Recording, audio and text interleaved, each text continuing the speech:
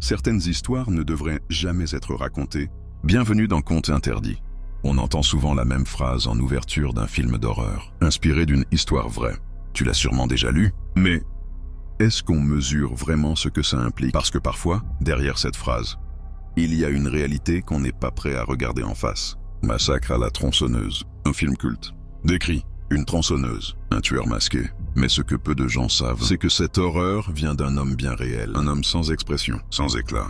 Et pourtant, derrière ce regard vide se cache l'un des pires cauchemars de l'Amérique. Il s'appelait Ed Gein. Edward Theodore Gein naît le 27 août 1906 à La Crosse, au Wisconsin. Il grandit dans une ferme isolée avec son frère Henry, un père alcoolique, et surtout une mère fanatique religieuse, Augusta Gein. Augusta voit le monde comme un lieu corrompu. Elle croit que toutes les femmes, sauf elle, sont des tentatrices. Elle interdit à ses fils de se faire des amis. Elle les isole du reste de la société. Elle leur lit la Bible chaque jour, toujours les mêmes passages sur la damnation, le péché et la punition divine. Ed, plus jeune et plus fragile, développe une obsession pathologique pour sa mère. Il l'idéalise, il la vénère. Elle est, pour lui, la seule figure de pureté dans un monde de perversion. En 1940, le père d'Ed meurt.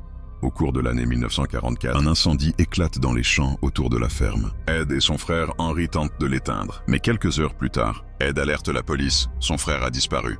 Quand les policiers arrivent, Ed les mène directement au corps, sans chercher, sans hésiter. Henry est allongé sur le sol, le crâne enfoncé, mais les autorités concluent à une mort accidentelle. Pas d'autopsie, pas d'enquête poussée, et le doute s'installe. Henry était proche de quitter la ferme. Il s'éloignait d'Augusta.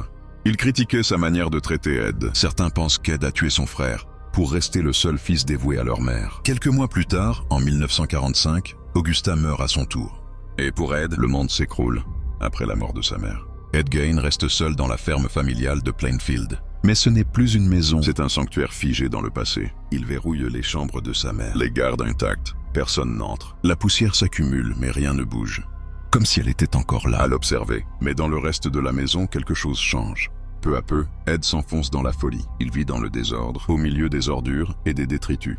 Mais aussi parmi des objets faits de peau humaine. Et ce n'est que plus tard qu'on comprendra leur origine. Le 16 novembre 1957, à Plainfield, Bernice Worden disparaît. Elle tient une petite quincaillerie en ville. Ce jour-là, son fils Frank, qui est aussi adjoint du shérif, remarque que le magasin est vide et que sa mère a disparu. Il vérifie le registre des ventes. Le dernier reçu a été émis au nom d'un seul client, Ed Gein. Les policiers se rendent immédiatement à la ferme. La porte est fermée. Ils entrent par une remise. Et là, l'horreur commence. Dans l'abri extérieur, ils découvrent le corps de Bernice Worden, décapité, pendu par les chevilles, éventré comme un gibier, la tête retrouvée dans un sac en papier. Mais ce n'est que le début. Quand ils entrent dans la maison, aucun mot ne suffit. Certains agents vomissent sur place, d'autres sortent en courant. Ce qu'ils voient dépasse tout ce qu'ils ont pu imaginer. Voici ce que la police découvre dans la ferme d'Ed Gein. Des bols fabriqués à partir de crânes humains, des chaises et abat-jours recouverts de peau, des masques faits de visages arrachés, un corset taillé dans un torse de femme, des têtes réduites, des organes conservés dans des bocaux, et au centre de tout ça, un costume complet en peau de femme que Gein enfilait seul, la nuit, pour marcher dans la maison. Interrogé, Ed Gein reconnaît calmement 2 meurtres. Bernice Worden, Mary Hogan, disparue 3 ans plus tôt, mais il va plus loin. Il avoue avoir exhumé des cadavres dans les cimetières locaux, des femmes, souvent d'âge moyen, ressemblant à sa mère. Il attendait que les corps soient encore frais. Il ouvrait les tombes, il découpait, il ramenait des morceaux. Il disait « Elles étaient déjà mortes. Je ne faisais que les emprunter. » Après son arrestation, Ed Gein donne des détails glaçants. Il explique qu'il allait de nuit dans les cimetières, peu après les enterrements. Il repérait les avis de décès dans le journal, choisissait des femmes d'âge moyen, seules, modestes.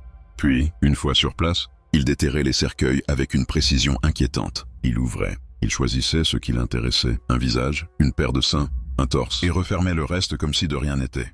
Il aurait profané plus de 10 tombes, et ce, parfois en l'espace d'une seule nuit.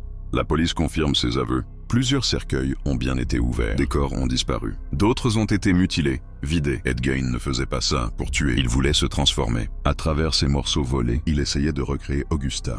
Certains experts psychiatres parleront d'un trouble de l'identité extrême. D'autres d'un délire psychotique pur. Il s'habillait avec le costume de peau, portait les seins cousus à un buste, mettrait parfois le visage d'une femme morte pour se regarder dans le miroir. Il ne cherchait pas une victime, il cherchait à être quelqu'un d'autre. À l'hôpital, Ed se montre coopératif, poli, souriant. Il ne comprend pas pourquoi ces actes choquent. Pour lui, ce qu'il faisait avait du sens. Les experts le diagnostiquent comme atteint de schizophrénie, paranoïde, délirant, désorganisé. Mais incapable de comprendre le mal qu'il a causé, il n'a jamais eu de remords, jamais exprimé de regret. En 1957, il est déclaré inapte à subir son procès. Il est interné dans un hôpital psychiatrique de haute sécurité. Mais en 1968, un juge ordonne une nouvelle expertise. Cette fois, il est jugé suffisamment lucide pour être entendu.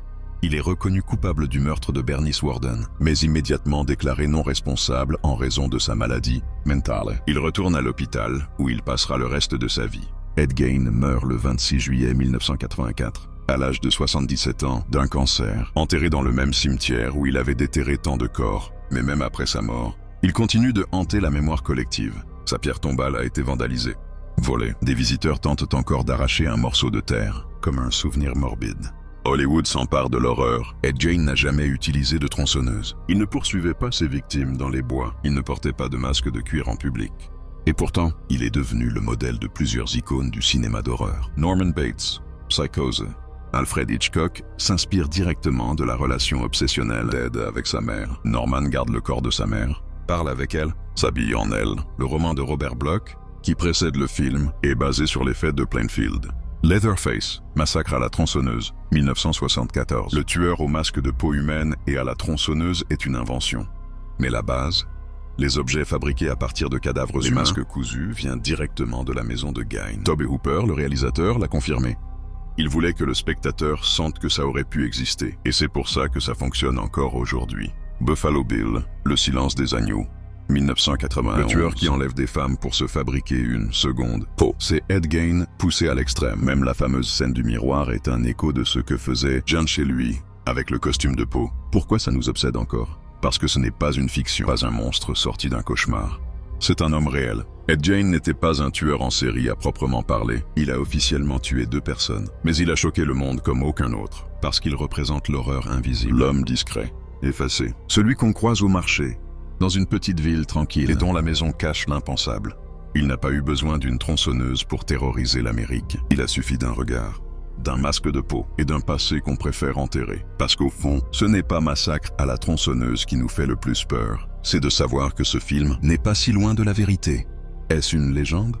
Ou la vérité qu'on préfère oublier? À vous de juger. Abonne-toi, si tu oses.